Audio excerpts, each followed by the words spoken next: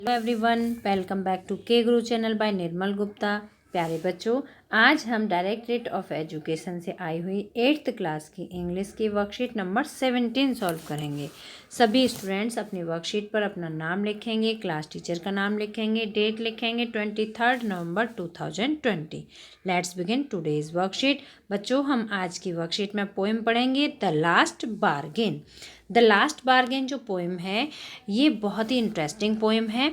This poem describing story of a man who is in search of A job. मतलब ये जो poem है ये एक ऐसे व्यक्ति की कहानी को डिस्क्राइब करती है जो कि जॉब पाना चाहता है, जो कि क्या पाना चाहता है, जॉब पाना चाहता है। और वो इस तरह से काम करना चाहता है कि उसकी फ्रीडम भी ख़त्म ना हो। मतलब वो अपनी फ्रीडम के साथ एंजॉय करते हुए अपनी जॉब करना चाहता है। ठीक है, वो कुछ काम ढूंढना चाहता है।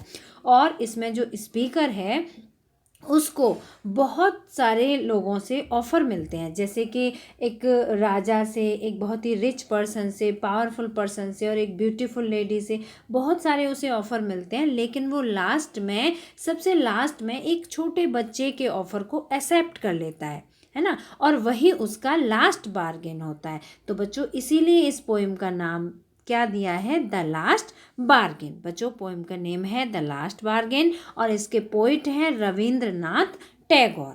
पोइट का नाम है रविंद्रनाथ टैगोर। तो बच्चों, आप सभी को पोएम का नाम और पोइट का नाम अच्छी तरह से याद रखना है। तो स्टार्ट करते हैं बच्चों, पोएम को पढ़ते हैं और समझते हैं। Come and hire me, I cried while in the morning.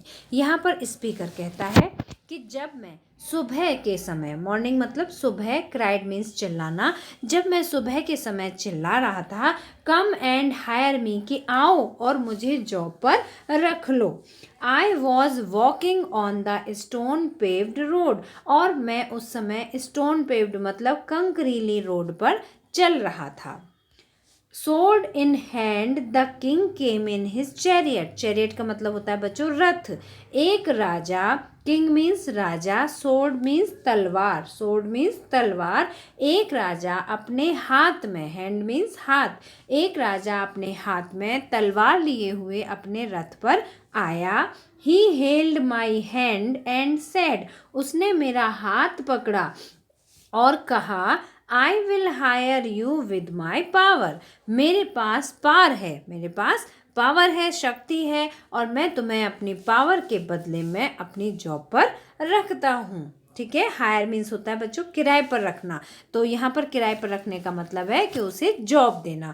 तो राजा ने उससे कहा कि मेरे पास बहुत पावर है और मैं तुम्हें अपने पावर के बल पर अपने पास जॉब देता हूँ। बट लेकिन his power counted for not, लेकिन जो उसकी पावर थी, जो उसकी शक्ति थी, वो मेरे लिए नथिंग, नॉट बिल्कुल भी किसी मतलब की नहीं थी। And he went away in his chariot, और वो अपने रथ में चला गया। मीन्स जब वो स्पीकर ने मना कर दिया कि वो उस पावर के बदले जॉब पाना नहीं चाहता है, तो राजा वहाँ से अपने चैरियट मतलब अपने रथ में बैठकर वेंट अवे मीन्स वहाँ से वापस चला गया।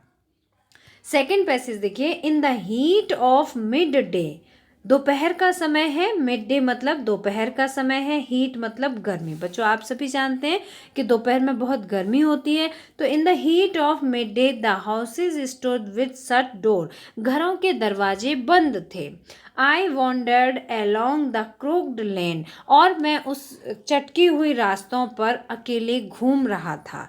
An old man came out with his bag of gold, और एक बूढ़ा व्यक्ति, an old man came out with his bag of gold means एक बूढ़ा व्यक्ति अपने हाथ में धन से भरा हुआ बैग लेके आया। गोल्ड मतलब सोने से भरा हुआ बैग लेके आया। He pondered and think, pondered means होता है सोचना, बहुत ही डीप थिंकिंग करना। तो यहाँ पर जो स्पीकर है उसने थोड़ी देर सोचा, एंड सेड और कहा, आई विल यहाँ पर ही स्टैंड फॉर उस व्यक्ति के लिए, ओल्ड मैन के लिए, जो कि उसे किराए पर रखना चाहता है, जो कि उसे जॉब देना चाहता है। ही पॉन्डर्ड उसने सोचा, एंड सेड और कहा, I will hire you with my money, मैं तुम्हें अपने धन के बल पर जॉब देता हूँ। जॉब दूंगा। He weighed his coins one by one, उसने अपने कॉइन्स को, जो उसके पास सिक्के थे, उन्हें ऐसे ऊपर नीचे करके दिखाया। बट आई टर्न अवे, लेकिन मैंने वो जो ऑफ़र था उसे एक्सेप्ट नहीं किया। आई टर्न अवे, और मैंने उस ऑफ़र को ठुकरा दिया। तो बच्चों, ये जो पोएम है इसमें हमने देखा कि जो पोइट है, जो स्पीकर है, उसके पास ऑफ़र आया, किंग का ऑफ़र आया, एक ओल्ड मैन का ऑफ़र आया। किंग ने अपने पावर के बल पर उसे हायर रखने के लिए सोचा, लेकिन स्पीकर ने उसे एक्सेप्ट नहीं किया। जो ओल्ड मैन था उसने अपने मनी के बल पर उसे हायर करने के लिए सोचा, लेकिन स्पीकर ने उसे भी एक्सेप्ट नहीं किया।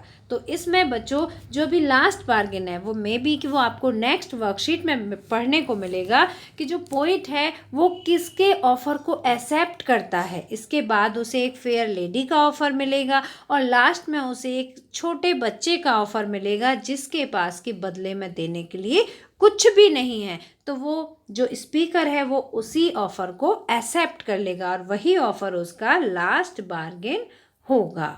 बार्गेन मीन्स होता है बच्चों समझौता करना। लास्ट बार्गेन उसी बच्चे के साथ वो करेगा। तो आई hope all of you understand this both stanzas. Now come to question answers. After reading the above extract, answer the following questions by choosing the correct answer. बच्चों यहाँ पर क्वेश्चंस दिए हुए हैं, तो पहले क्वेश्चन पढ़ते हैं, फिर सोच के उसके आंसर लिखते हैं। आप सभी को बहुत ध्यान से, आप सभी ने पोएम पढ़ी थी, सुनी होगी, तो अब यहाँ पर जो क्वेश्चन है इनके आंसर्स को समझना है आपको और फिर करेक्ट आंसर को टिक करना है। तो देखिए, द किंग्स सोर्ड सजेस्ट, यहाँ पर जो राजा की सोर्ड है, तलवार है, वो किसे सजेस्ट करती है? क्या था? राजा की जो तलवार थी वो सजेस्ट करती है पावर को। राजा के पास पावर है। Second question is the speaker did not accept the king's offer because he wanted.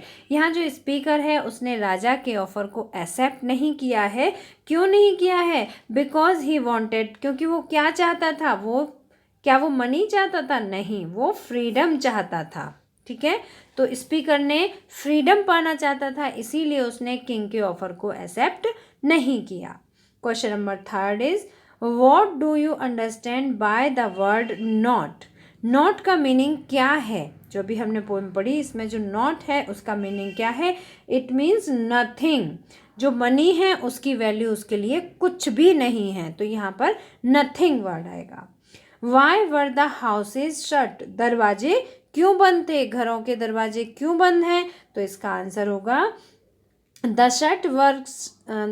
Houses were shut because it was very cold. क्या बाहर बहुत ठंड थी इसलिए बंद थे? नहीं, तो इसका करेक्ट ऑप्शन होगा B, the houses were shut because it was very hot outside, क्योंकि घर से बाहर बहुत गर्मी थी इसीलिए घरों के दरवाजे बंद थे। Question number fifth is which word in the poem means thought deeply. किस वर्ड का मतलब है बहुत गहरी तरह से सोचना, थॉट डीपली? तो वो वर्ड है पॉन्डर्ड। पॉन्डर्ड बच्चों, वॉन्डर्ड मीन्स होता है घूमना और पॉन्डर्ड मीन्स होता है थिंकिंग करना, सोचना। तो फिफ्थ क्वेश्चन का करेक्ट आंसर होगा B, pondered. Question number six is What did the speaker do when the old man weighed his coins one by one? जब old man ने अपने coins one by one करके दिखाए तो उस speaker ने क्या किया? स्पीकर ने क्या किया बच्चों? क्या उसने उसकी जॉब एक्सेप्ट कर ली? नहीं की। तो इसका करेक्ट आंसर होगा he turned away. He turned away, speaker वहाँ से चला गया। I hope all of you understand this whole worksheet. बच्चों, अगर आपको वर्कशीट अच्छी तरह समझ आई है तो आप इसे लाइक ज़रूर करना, अपने फ्रेंड्स के साथ शेयर करना, और अगर आपने अभी तक हमारे चैनल को सब्सक्राइब नहीं किया है तो आज सब्सक्राइब जरूर करना। मिलते हैं फिर इसी तरह की नेक्स्ट एजुकेशनल वीडियो में। Till then bye bye, good luck to all of you.